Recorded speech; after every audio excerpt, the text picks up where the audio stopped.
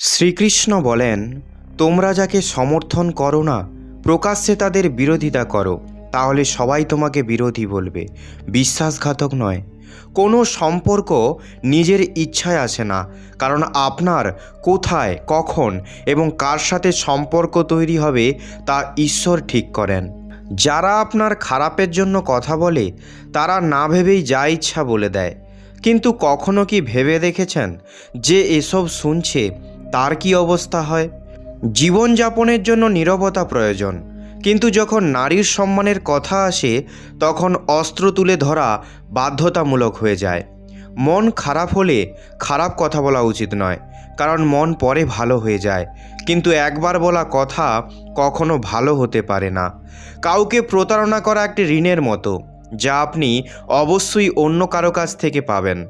সেই ব্যক্তির শক্তির সঙ্গে কেউ লড়াই করতে পারে না যার সহ্য শক্তি আছে। লড়াই করার ক্ষমতা সবার আছে, কিন্তু কেউ জয় পছন্দ করে, আবার কেউ সম্পর্ক পছন্দ করে।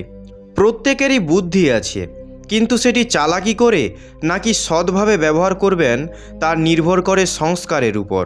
ত্যাগ ছাড়া জীবনে কিছু অর্জন করা যায় না। একটি প্রশ্বাস নেওয়ার জন্য প্রথমে নিঃশ্বাস ছাড়তে হয়।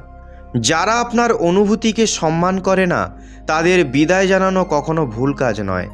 যত্ন করে রাখা জিনিস এবং মনোযোগ সহকারে শোনা কথা জীবনে যে কোনো সময় কাজে লাগতে পারে। শুধু নিজে থেকে হাল ছাড়বেন না, শ্রীকৃষ্ণ বাকিটা দেখবেন। কিছু সম্পর্ক প্রায়ই অভিমানের কারণে শেষ হয়ে যায়, কারণ দোষ সব সময় ভুলের হয় না। অহংকারে যেমন আলো উজ্জ্বলভাবে জ্বলে, সত্য তেমনই আলোকিত হয়। তাই সর্বদা সত্যের পথে চলুন। ভালো কাজ করলেও কিছু লোক শুধু তোমার খারাপ কাজগুলোই মনে রাখবে, তাই লোকে যা বলে তাতে কান না দিয়ে নিজের কাজ করতে থাকো। এটা ভাবা যে আমি এটি করতে পারি, সেটা আত্মবিশ্বাসের লক্ষণ। এটা শুধু আমি করতে পারি, এটা অহংকারের লক্ষণ। তাই আত্মবিশ্বাস গ্রহণ করুন এবং অহংকারকে ত্যাগ করুন।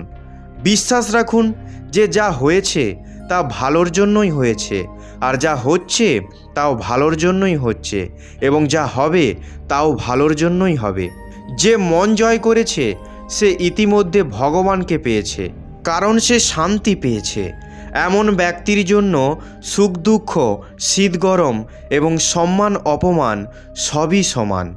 যে দান কোনো অভাবগ্রস্ত ব্যক্তিকে কর্তব্য মনে করে, কোনো সন্দেহ ছাড়াই দান করা হয়, সেটাই প্রকৃত দান। জীবন না তো ভবিষ্যতের, না তো অতীতের। জীবনের অপর নাম সংগ্রাম। যে বেশি বা কম খায়, বেশি বা কম ঘুমায়, সে কখনোই যোগী বা মহান হতে পারে না।